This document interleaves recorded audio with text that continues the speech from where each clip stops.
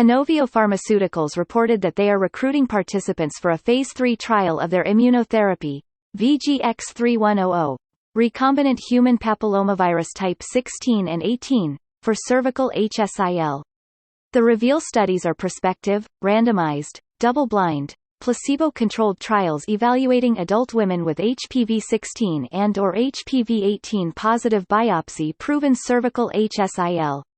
REVEAL-1 provided 1-year post-endpoint safety data for a minimum of 198 participants randomized, while REVEAL-2 will provide efficacy and 1-month safety data for a minimum of 198 participants. Left untreated, cervical HSIL may progress to cancer. VGX-3100 has the potential to be the first approved immunotherapy and non-surgical alternative for women with cervical HSIL, and they look forward to advancing their efforts from their Phase 3 studies through commercialization.